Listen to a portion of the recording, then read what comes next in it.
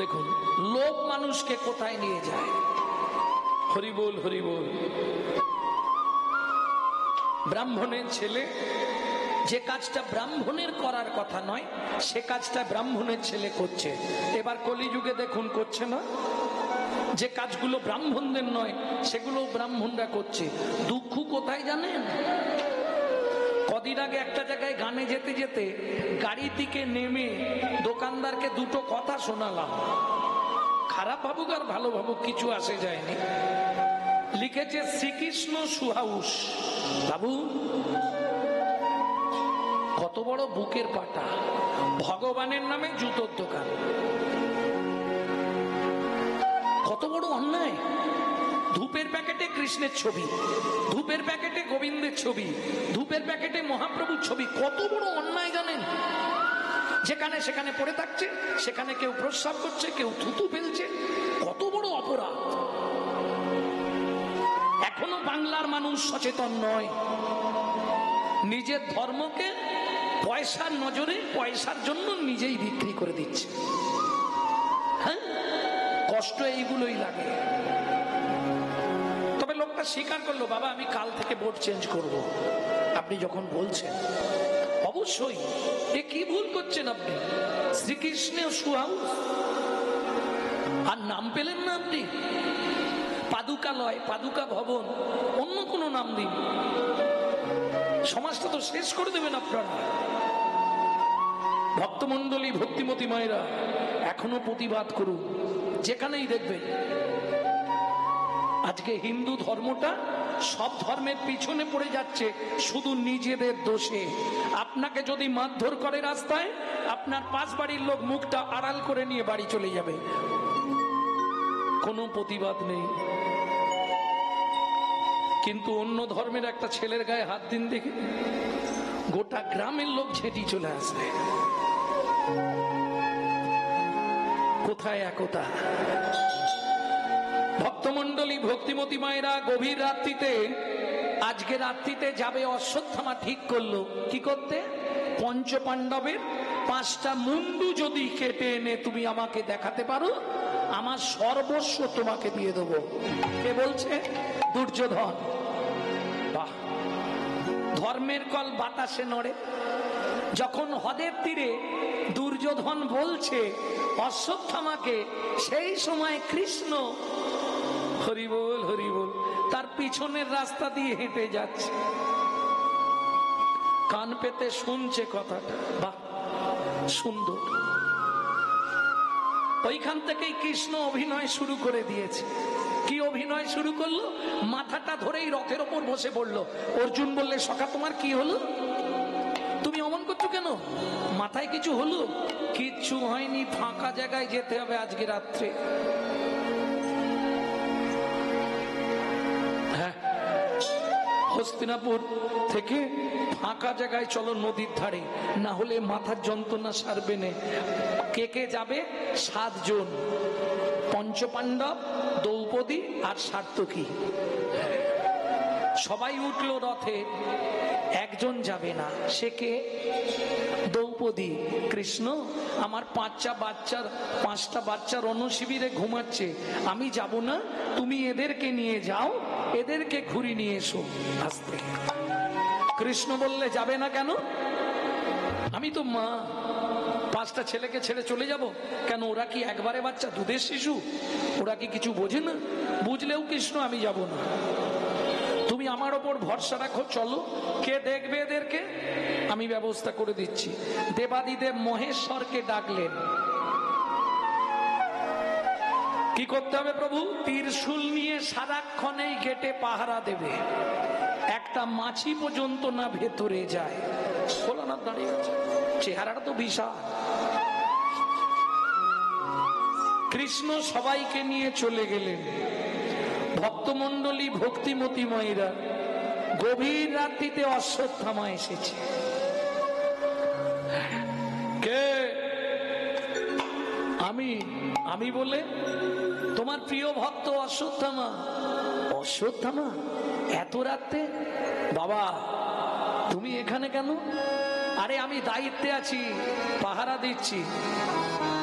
5 পাঁচজন ঘুমাচ্ছে না, কে আর এটা ভোলানাথ বলছে না তো, পাঁচজন ঘুমাচ্ছে। ও শশাঙ্ক শেখর বাঘাম্বর হর পিনাকি পানি ভোলা।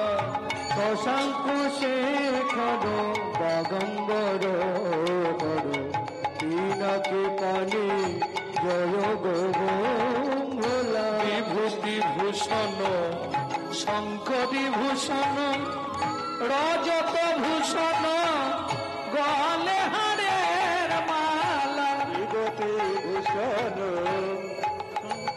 ভূষণ ভূষণ গলে মালা।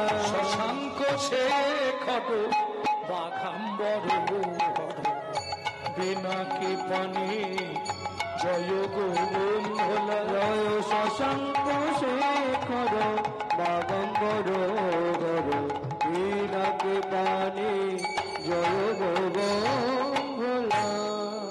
শশাঙ্ক শেখর, শশাঙ্ক মানে চাঁদ, শিখরে, শিখরে যার চাঁদ। বাঘাম্বর হর, বাঘের ছাল যার পরিধানের বস্ত্র। পিনাক পানি, পিনাকি পানি, পিনা মানে পিনাক, পিনাক পিনাক মানে ত্রিশূল, পানি মানে হাত।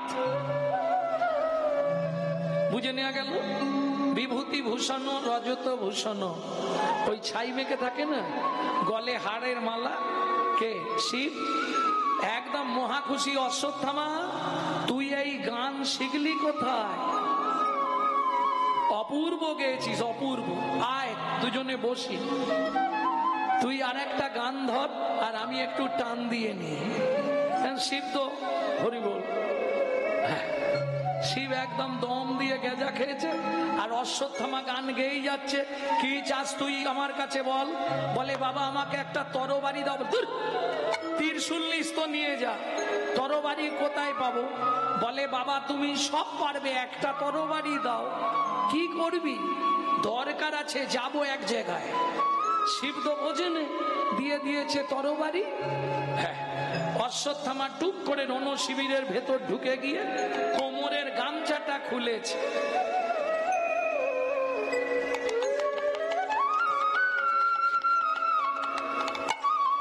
এইবার চাপা দিয়ে আছে পাঁচজন, ড্যাং ড্যাং করে এক একটা মুন্ডু কাটছে আর পুটলিতে বাঁধছে। একবারে পাঁচটা মুন্ডু এক জায়গায় করে নিয়ে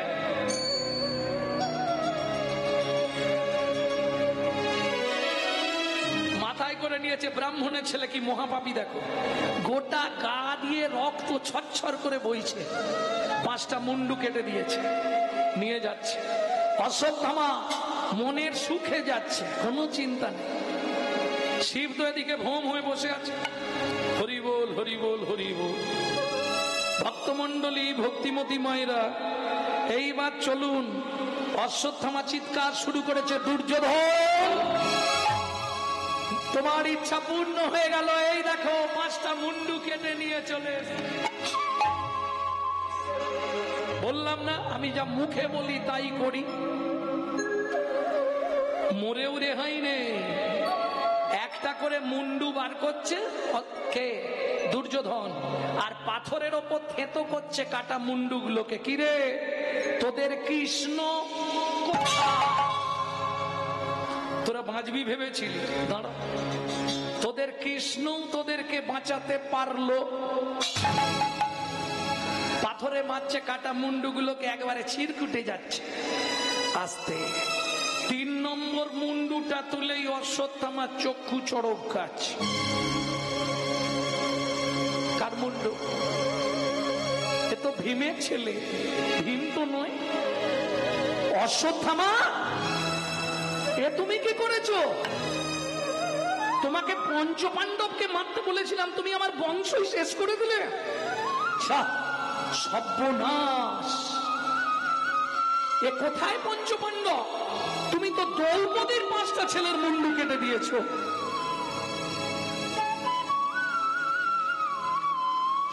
ভক্তমন্ডলী, ভক্তিমতী মায়েরা, ভোলানাথের যখন হেতু এলো, রণশিবিরে ঢুকে দেখে সর্বনাশ। এ তো অশ্বত্থামার কাজ। খবর পাঠাতে হবে, নন্দী যা খবর দে। কৃষ্ণকে গিয়ে নন্দী বলছে তাড়াতাড়ি এসো, কি হয়েছে? 5টাই শেষ। যখনই বলেছে 5টা শেষ, দ্রৌপদী একটু দূরে ছিল, মায়ের কান তো, মা যত ছোট করেই বলুন ও ঠিক বুঝে যাবে। যখনই শুনেছে 5টা সন্তানই শেষ, ওইখান থেকে দ্রৌপদী আছাড় কাছাড় খেতে শুরু করলো। কৃষ্ণ, কি সর্বনাশ আমার হলো, এ তুমি কি করে দিলে কৃষ্ণ? আমি বারবার তোমায় বলেছিলাম যাব না। কৃষ্ণ বলছে দ্রৌপদী কেঁদো না, আমি তো আছি, কোনো চিন্তা করো না, চলো দেখি কি হলো। এই দেখি বলে কৃষ্ণ আস্তে আস্তে ততক্ষণে 5 ভাই চলে এসছে, আর 4 ভাই মিলে এত মারছে শিবকে, শিবের ওঠার ক্ষমতা নেই। প্রচুর মেরেছিল শিবকে। মেরেছিল মানে কি, সে কোনো ঠিক ঠিকানা নেই। এমন মেরেছিল শিব 7 দিন মাটি ছেড়ে উঠতে পারে না, পড়েই ছিল 7 দিন। এত মার মেরেছে। রাগে শিব বলে, শোন, তোরা আমার সঙ্গে যে ব্যবহার করলি 5 জন, আগত কলিযুগে তোরা জন্মগ্রহণ করবি রায় ভবানন্দের পঞ্চপুত্র হয়ে। শুনেরা, আমাকে এই অপমান করার জন্য তোদেরকে বৈষ্ণব চরণ ধরে কাঁদতে হবে, তবে চৈতন্য মহাপ্রভুর কৃপা পাবি।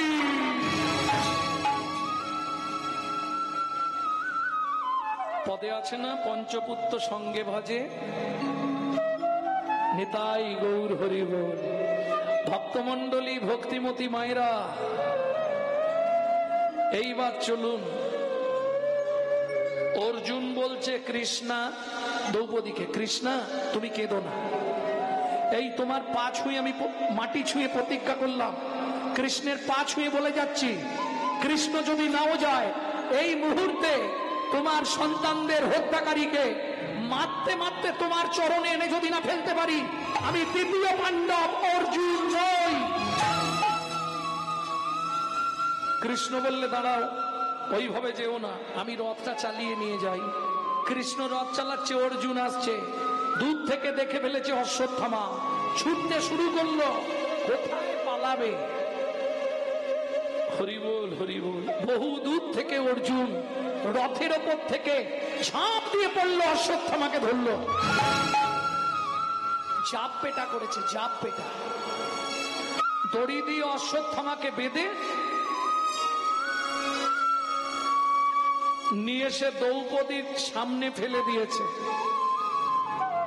ভক্তমন্ডলী মায়েরা, এখানে একটা বিরাট শিক্ষা একটু লক্ষ্য করুন।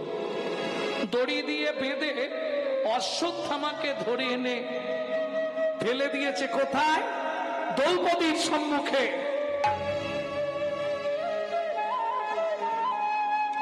সবার প্রথম দ্রৌপদী মুখ থেকে আওয়াজ দিচ্ছে, অর্জুন তৃতীয় পাণ্ডব, বলো কৃষ্ণ, অশ্বত্থামার দড়িটা খুলে দাও। কেন? কেন খুলে দেব? কেন? কৃষ্ণ বলছে, অর্জুন অশ্বত্থামাকে মেরে দাও।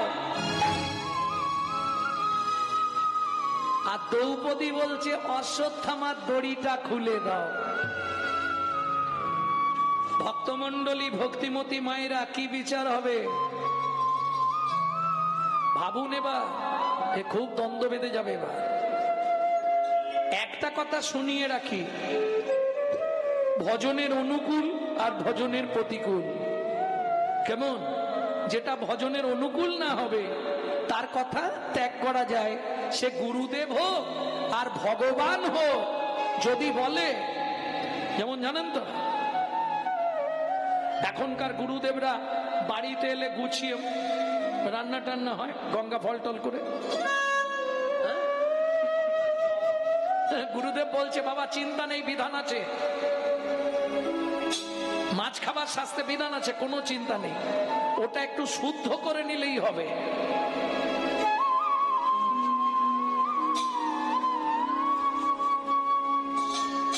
কেমন? কাতরস্য রুই মৎস্য মস্ত রাজ ইলিশ তস্য, আর চিতলস্য কই চিতলস্য, এই পঞ্চমাস নিরামিষ। তাহলে কিরম গুরুদেব বুঝতে পেরেছ? হরি বল হরি বল হরি বল। এদের মুখ দেখা মহাপাপ, হ্যাঁ গো সত্যি বলছি।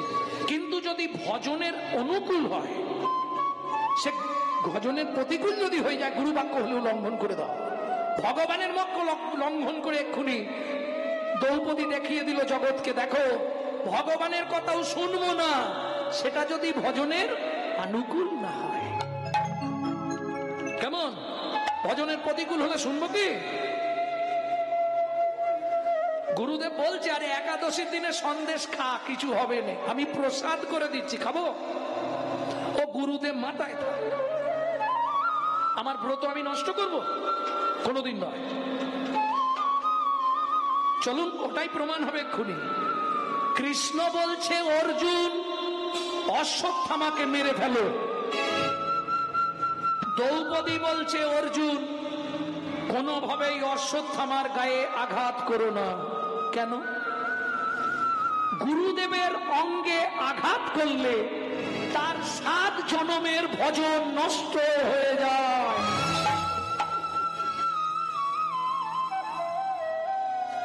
গুরুগত গুরু বুদ্ধেশু,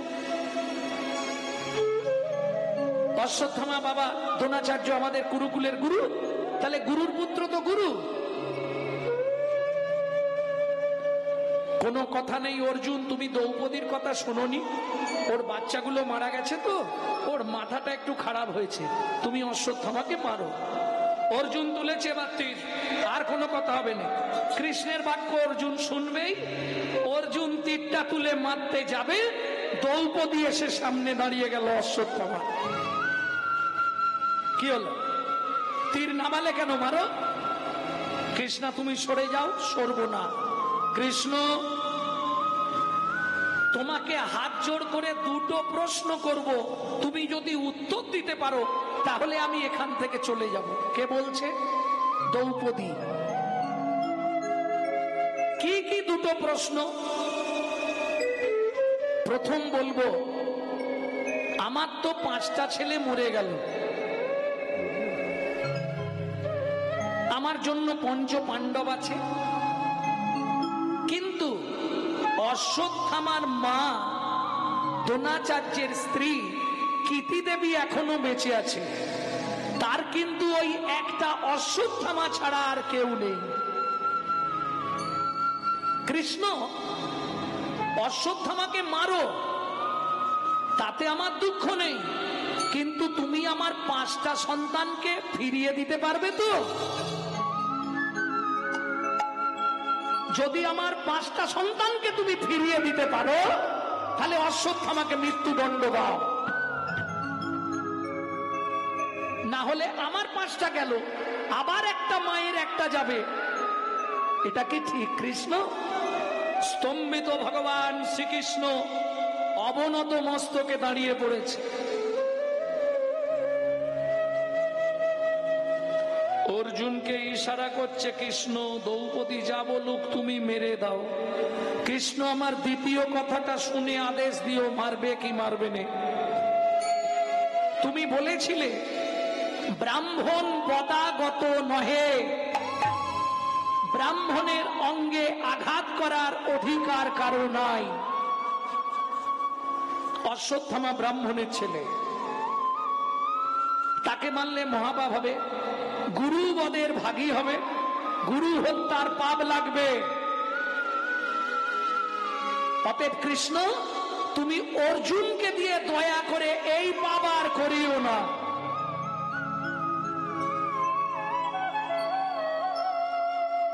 তৃতীয় পাণ্ডব, বলো কৃষ্ণ ছেড়ে দাও, অশ্বত্থামাকে ছেড়ে দাও, ও যে ভুল করেছে ওর ভুলের প্রায়শ্চিত্ত করবে, ওকে ছেড়ে দাও। কৃষ্ণ বলছে দ্রৌপদী ছেড়ে দিতে পারি, কিন্তু একটা শর্ত। মতো অশ্বত্থামাকে আজকে ছেড়ে দেবো, কিন্তু শর্ত একটাই, কি? তুমি একবার দাঁড়াও কৃষ্ণা, তোমায় একটা প্রণাম করি। দাঁড়াও কৃষ্ণ একবার একটা প্রণাম করি। দাঁড়াও কৃষ্ণ একটা প্রণাম করি। আমি আর কিছু চাইব না গো, একবার দাঁড়াও কৃষ্ণা, তোমায় একটা প্রণাম করি। আমি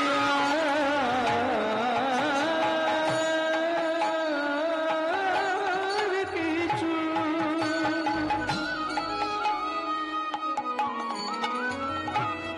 চাইব না গো।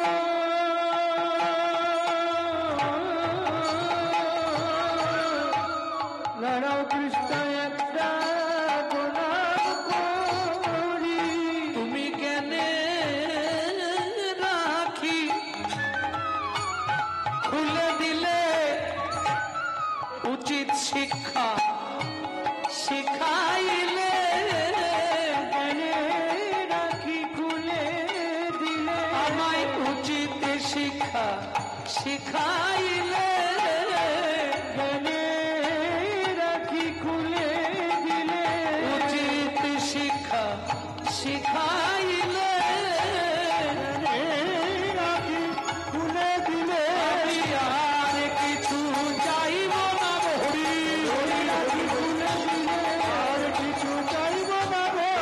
রাখি খুলে দিলে উচিত শিক্ষা দিয়ে দিলে। আজও 7 জন অমর হয়ে আছে পৃথিবীতে, খুঁজলেই পেয়ে যাবেন।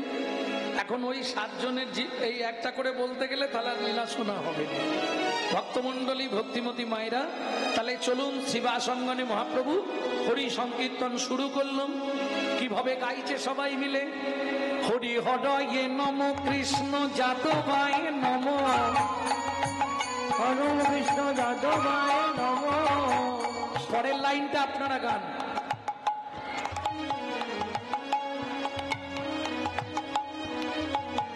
হবে না হবে না, কি গাইলেন? যাদবায় মাধবায় কেশবায় নম, তাই বললেন তো? হবে না। আমি আগে বলেছি মহাপ্রভু গাইছে, মহাপ্রভু তো ওটা গাইতেন না। মহাপ্রভু যেটা গাইতো সেটা বলছি শুনুন। হরি হরয়ে নম, কৃষ্ণ যাদবায় নম। হরে নম, কৃষ্ণ যাদবায় নম। ভজ গোপাল গোবিন্দ রাম শ্রী মধুসূদন। গোপাল গোবিন্দ রাম শ্রী মধুসূদন। গোপাল গোবিন্দ রাম শ্রী মধুসূদন। গোপাল গোবিন্দ রাম শ্রী মধুসূদন। পরের লাইন কি? বৈষ্ণব নিন্দিয়া সাধু গঙ্গা স্নানে যায়। বৈষ্ণব নিন্দিয়া সাধু গঙ্গা স্নানে যায়। তৈলক্য তারিণী গঙ্গা ফিরিয়া না চায়। তৈলক্য তারিণী গঙ্গা ফিরিয়া না চায়। তবে আপনারা ধন্য, যারা এই আশ্রমবাসী, যারা এই আশ্রমে থেকে ভজন করছে, তারা সবাই ধন্য। কেন? পৃথিবীতে গঙ্গা কে এনেছিল জানেন? হ্যাঁ, গঙ্গা কে এনেছিল জানবো না? ভগীরথ। ভগীরথ গঙ্গা এনেছিল বলে মানুষ অনেক পাপ মুক্ত হয়ে গিয়ে গঙ্গায় স্নান করে তাদের নতুন জীবন শুরু করলো। ঠিক তেমনি এই জগতে ভক্তির প্লাবন এনেছিলেন গৌড়ীয় বৈষ্ণব প্রতিষ্ঠাতা ভক্তি বিনোদ ঠাকুর। তাই রইল। বহু অস্পৃশ্য অধমকে তিনি উদ্ধার করে চৈতন্য চরণে পৌঁছে দিলেন। প্রেম সে বলো চৈতন্য মহাপ্রভু কি।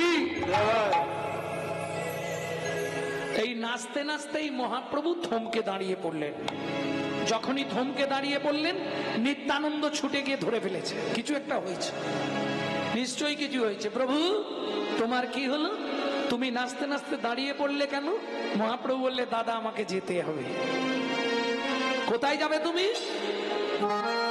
আমি যাব নীলাচলে সেথা লীলা চলে, আমি যাব নীলাচলে, সেথা লীলা চলে।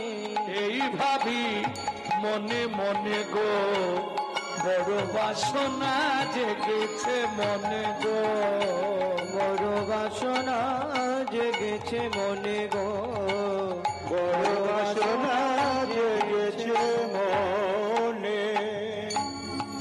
নীলাচলে, নীলাচলে, নীলাচলে, লীলাচলে। ওগো যারা দেখে তারাই বলে, বলি তারাই ভাসে নয়নে জলে, যারা নিতাই গৌর হরিবল, নয়ন চলে, যারা দেখে তারাই বলে লীলা চলে, লীলা চলে।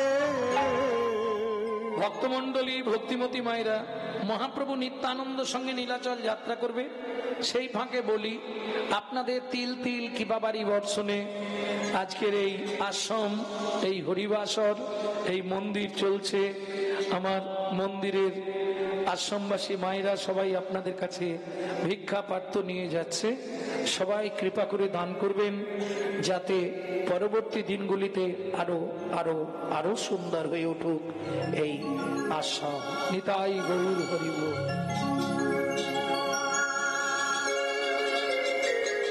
তবে চেষ্টা করলেও হবে না, সব পয়সা তো গোবিন্দ সেবায় লাগাতে পারবেন না। লাগানো যাবে? তুমি দিতে চাইলে কি হবে, যদি গোবিন্দ মনে করে নেব না, ও দিতে পারবে না। তুমি जो परविद हरे सदा सो बहुदान कियान किया। খুব ভালো করে শুনুন মাস্টারমশাই কথাটা, जो परविद हरे सदा सो बहुदान कियान किया। বললে আরে জানিস লোকটা বছরে 2 লক্ষ 5 লক্ষ টাকা দান করে। শাস্ত্র বলছে जो परविद हरे सदा, যে সকাল থেকে সন্ধে পর্যন্ত পরের মেরে খায়, তার দান করেই কি আর না করেই। কিছু বুঝলেন? जो পরোদার হরে সদা সো বহু তীরথ জ্ঞান গিয়া। যে সর্বদা পরদারে রত, তার তীর্থযাত্রা করেই কি আর না করেই কি। ও মায়েরা, কথা বলা যাবে না। 3 নম্বরটা তোমাদের জন্য বলছি, जो महू में परचाकली सो महू में हरि नाम लिया लिया। যে মুখে সকাল থেকে সন্ধ্যে অবধি পরচর্চা, পরহিংসা, পর নিন্দা করি, সেই মুখে হরিনাম করেই কি আর না।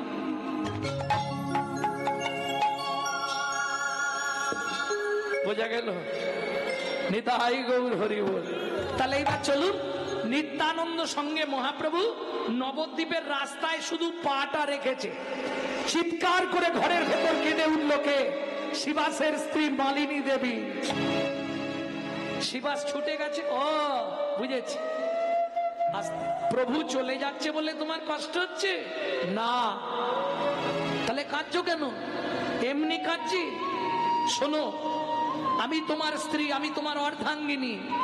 এই ঘরেতে তোমার যতখানি অধিকার, আমারও ততখানি অধিকার। হ্যাঁ, তা কি হয়েছে? তোমার প্রভু আর জীবনে কোনোদিন যেন আমাদের অঙ্গনে না আসে। মালিনী, তুমি কি বলছো মালিনী? খুব খারাপ লাগলো শুনতে না? দেখবে চলো না, কি বলছি দেখবে চলো। কালকে তোমার প্রভু নাচছিল আর বলছিল, হরি নামে গাছ নাচে, হরি নামে মরা বাঁচে, হরি নামে কুষ্ঠ ব্যাধি মোচন হয়। একবারও তো বললো না হরি নামের মায়ের কোল থেকে সন্তান চলে যায়। কি বলছো মালিনী? দেখবে এসো, দেখবে এসো না। যার বাড়ি 1 মাস 1 দিন হরিনাম হলো, নবদ্বীপের মাটিতে যাকে কেউ জায়গা দেয়নি, তুমি আমাদের অঙ্গনে এনেছিলে। মালিনী, কি যাতা বলছো তুমি? অনন্ত কোটি ব্রহ্মাণ্ডের যিনি মালিক, তাকে কে জায়গা দেবে? তুমি দেখবে চলো একবার কি হয়েছে আমায় বলো। তুমি দেখবে চলো না, তোমার একমাত্র পুত্রের কি অবস্থা দেখবে চলো। ভক্তমণ্ডলী, ভক্তিমতী মায়েরা, গিয়ে দেখলেন শ্রীবাস ঠাকুর তার একমাত্র পুত্রের মৃত্যু বিয়োগ হয়েছে। স্তম্ভিত হয়ে গেল শ্রীবাস ঠাকুর। ওদিকে মালিনী মা যে কেঁদে উঠেছে, ওই কান্নার আওয়াজটা মহাপ্রভুর কানে গিয়ে পৌঁছে গেছে। দাদা, মালিনী মা কাঁদলো কেন? এত কথা বলছেন কেন আপনারা? ফার্স্ট বেঞ্চিতে কারা বসে জানেন?